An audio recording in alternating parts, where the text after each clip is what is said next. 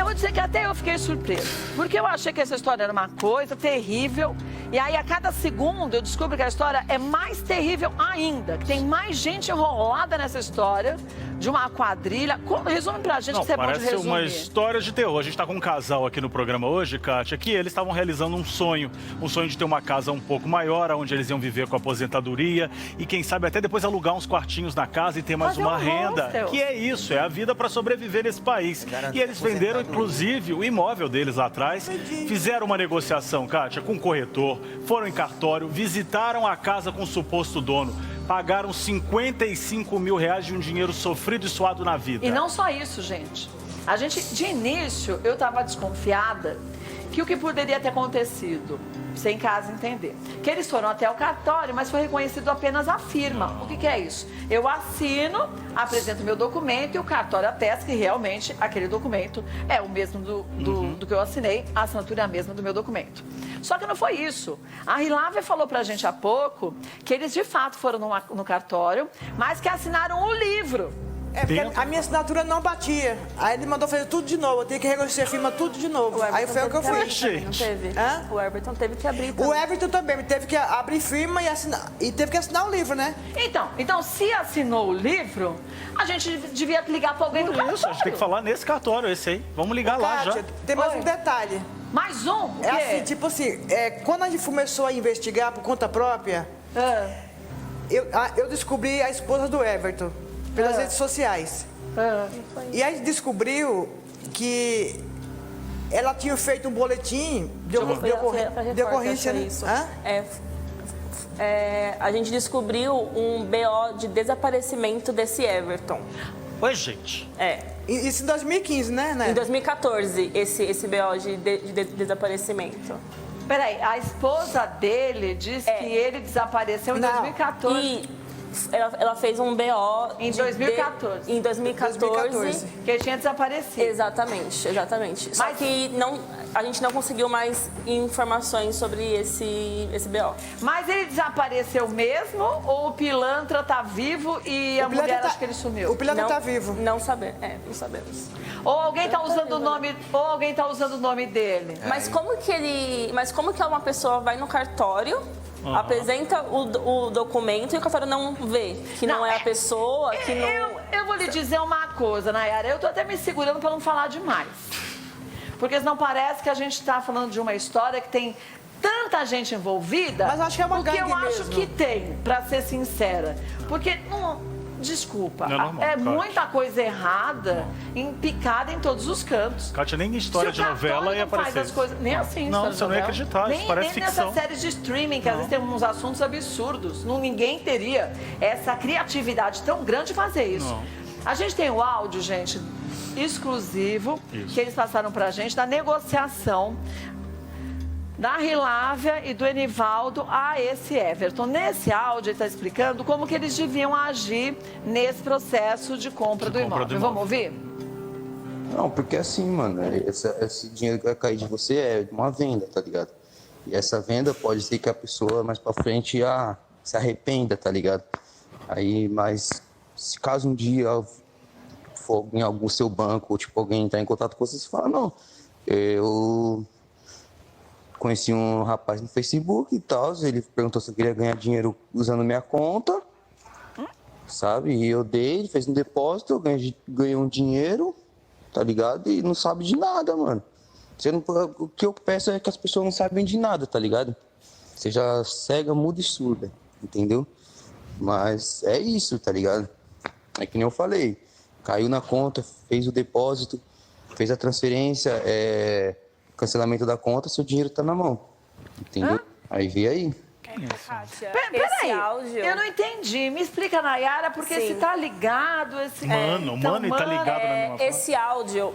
Quando a gente começou a investigar por conta própria, a gente chegou na namorada da Dayana, que foi a pessoa que recebeu a conta. Tá, foi onde vocês depositaram o dinheiro. Isso, e ela transferiu depois para outra pessoa. Isso. Tá. Aí a gente conseguiu o número dela e a gente começou a tentar ver se ela soltava alguma coisa. E ela mandou pra gente esse áudio de uma pessoa instruindo a Dayana a agir como ela tinha que agir quando outras pessoas fossem procurar ela. Ah, entendi. Então é como se a menina, a Dayana, né? Isso. Que vocês depositaram o dinheiro, como se ela fosse a laranja do crime, vamos chamar assim. É tirar ela fora, né? Pra dizer que ela não sabe de nada. Só usaram a conta dela. Gente, eu vou te falar que esse negócio é muito articulado e deve ser... Eu não entendam isso, porque eu não estou querendo botar medo em ninguém, não. Mas é de um grupo muito bem organizado para se chegar a uma situação como essa. Eu vou falar uma coisa feia, mas começou ali muito, mano, tá ligado, sem vocabulário, eu já fico preocupado. Já mostrou vídeo de tá ligado aqui e era bandido. Mas aí a gente não pode julgar muito. Não pode. Porque tem muita gente que tá ligado, mano. E eu no passado, eu tinha um certo preconceito. Sim, sim. E aí tomei na cara, conheci uma das melhores pessoas e que era muito do bem, falava desse jeito, era uma grande alma. Era o jeito de falar. Então não vamos julgar. Então, boa, Kátia. Então, só para eu entender. Aí a Dayana mandou esse áudio para vocês, dizendo então que ela também era inocente, que ela não sabia de nada. Exatamente. E ela não falou quem era esse cara? Não. Não deu o telefone dele? Não. Ela disse que não conhecia. Mas tem outro áudio agora, também. Agora, no próximo áudio, você vai ouvir outra coisa. Então vamos pro próximo áudio. Pra eu conseguir entender essa história. Tipo assim, eu não vou colocar você em mau lençol. Entendeu? Que eu conheço eles e tudo. Se você não quiser fazer gel, tudo bem, você não faz. Entendeu? Eu não vou colocar você em mau lençol, eu também penso em mim. Quem indicou fui eu, tá louca? Mas pode ficar tranquilo que é de confiança. Quem é essa pessoa? Ele tá falando de quem? Essa é a Dayana. Essa é a Dayana. Falando com a Gel, que a Gel é a namorada dela. Então essa é a Dayana, que era a falsa corretora. Não, é a pessoa que recebeu o dinheiro na que recebeu o dinheiro. A corretora já sumiu, já tá bloqueada, ninguém fala mais com ela. Essa é a Dayana falando pra namorada dela de que essas pessoas que de onde vem esse dinheiro, essas pessoas que entraram em contato com ela, ela conhece e são de confiança. Então, se no outro áudio o rapaz instruindo ela para não falar, não é isso? Sim. Nada. E nesse áudio aí, falando com a Gel, ela já disse que conhecia. Entendeu? Então, entendeu? Entendi. Por isso que eu disse que essa história é muito mais escabrosa do que a gente imagina. É muito mais cabeluda. Quando a gente acha que é uma história terrível, não que não seja, é 3 vezes mais terrível. Porque tem um monte... Não é que a gente tem a corretora que enrolou em vocês e que fez cometeu esse crime, esse roubo, mas o que fingia que estava junto com ela, que era a corretora. A gente tem aqui uma ramificação de um monte de gente envolvida nessa história. A gente começou no estelionato, né? Que é esse primeiro crime ali. E agora a gente começa com essa banda de história, que o dinheiro foi pra onde? Uma ensina a justificar, a outra diz que é e não é. Um que já sumiu, o outro que estava desaparecido no BO de 2015 e que agora já vai até em cartório e registra que tá lá, então não tá desaparecido. Vivo. A polícia falou o que pra vocês? Até agora nada. Ué, gente. Mas pera um pouquinho, vocês fizeram o BO Fiz o em BO, Itanhaém? Isso. Depois de 20 dias, eu voltei até lá pra fazer a representação. E aí? Nunca vi o delegado. Quem atendeu vocês? O escrivão Lucas. E o escrivão Lucas? O escrivão tomou todo o meu depoimento de 3 horas, eu fiquei com ele. Ele me atendeu muito bem, foi muito gentil, entendeu? Mas fez tudo gentil. Assim, fez tudo direitinho. Mas assim, eu nunca vi o delegado. E lá no segundo DP isso, de Itanhaém. Não, Itanhaém, segundo DP. Segundo DP. E depois você tentou fazer o boletim de ocorrência aqui em São Paulo? Logo que a gente voltou de Itanhaém, tudo isso que tinha acontecido, a gente foi aqui onde foi? Na delegacia. Não lembro qual era. E tentou fazer um outro. Na Lapa, você falou? Não sei se é na Lapa. Na Lapa? Foi. Aí o escrivão falou que não ia fazer porque a gente já tinha um, então não precisava de outro. E corria tudo pro Itanhaém. Aí ele não quis fazer o BO. Olha, eu vou dizer uma coisa pra vocês. Eu não sei o que dizer, na verdade. Sabe por quê? Porque, gente, a história é tão absurda que não dá pra gente falar... Primeiro, quer dizer, não sei o que dizer no sentido de quem é o culpado, quem é ali que está articulando, porque eu acho que é um grupo que não é pequeno, é um grupo grande. Não.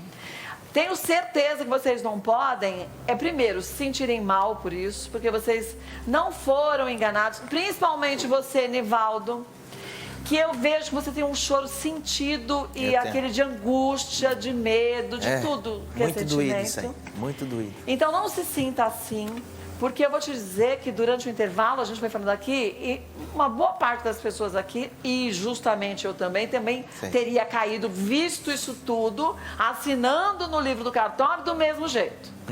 Então, eu vou te dizer que, na verdade, o que a gente tem que fazer, porque a gente está nessa com vocês, é a gente cobrar das autoridades, e isso a gente vai fazer. A gente vai conversar com um advogado para saber quais são os trâmites mais seguros para a gente fazer. Vocês têm o advogado de vocês, mas para a gente informar não só vocês, mas todo mundo para não cair mais nessa. Vamos tentar falar com o delegado também para ver o que acontece, qual o rumo do negócio que está indo. Depois eu vou falar com o Datena para ele também dar uma luz para a gente saber um direcionamento. Mas quieto a gente não pode ficar. E aquela história que juntos a gente é mais forte, essa é uma grande verdade. É verdade, Porque cada um faz parte de uma gota do oceano. E se a gente for uma gota isolada não faz nada. Porque se a gente não procurar a televisão, ia ficar o resto da vida, não ia ver mais nada. Eu resolvi mesmo procurar a imprensa. Porque muita gente fica com porque vergonha. Eu pensava, né? E se outra pessoa cair?